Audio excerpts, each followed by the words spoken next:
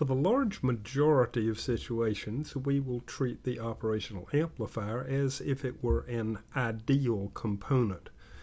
We do this all the time with other components, such as resistors. For example, we assume that resistance does not change with temperature. With capacitors, we assume the resistance between the terminals of a capacitor is infinite, and so forth. The OpAmp has quite a few characteristics which we will assume to be ideal, and fortunately, probably 95% of applications, these are really good assumptions. But first, let's look at the basic device. The OpAmp is a 3-terminal device. It has 2 inputs, called an inverting input, labeled with a minus, and a non-inverting input labeled with a plus. Now you may note that both of the terms have the word inverting in there, which sort of draws attention to the word inverting, and indeed the inverting input has a special importance, which we will talk about very soon. And it has an output. In the most basic applications, the OpAmp is configured as a voltage-controlled voltage source. We'll see a diagram of that in just a moment. But the voltage at each of the 2 inputs and the voltage at the output is measured relative to the circuit ground, or the common point. We will have some more to say about the nature of the common point in an OpAmp circuit in a subsequent video. Let's take a look at the basic circuit model for an OpAmp. As mentioned earlier, it is simply a voltage-controlled voltage source. Now, a couple of things to note here is that the input voltage, V sub D, is measured from the positive or non-inverting input to the negative or inverting input.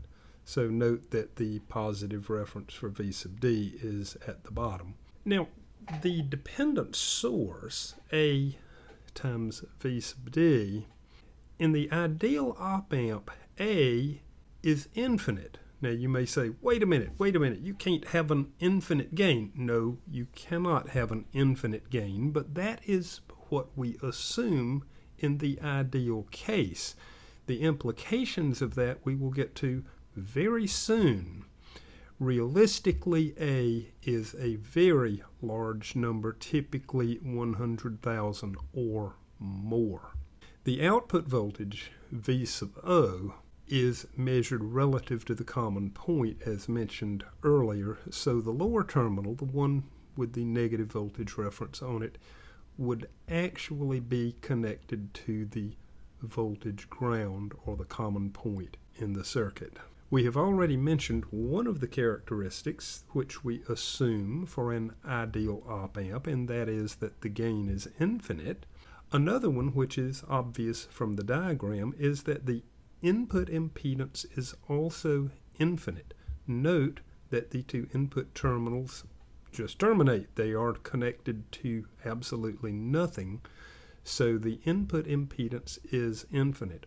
Also note that typically with a voltage source, if you're looking at, for example, the Thevenin equivalent, you would typically have a resistor in series with your voltage source. Note there is no resistor in series with this voltage source, and that brings up our third ideal characteristic, which is that the output impedance is 0, so that no matter what you connect to those 2 terminals, it does not affect the output voltage, because you don't get a voltage drop across any internal resistance since it's 0. Alright, those are our 3 first ideal characteristics. That's enough for this video. In the next one, we will look at some of the implications of these 3 ideal characteristics, and also look at our first simple application circuits.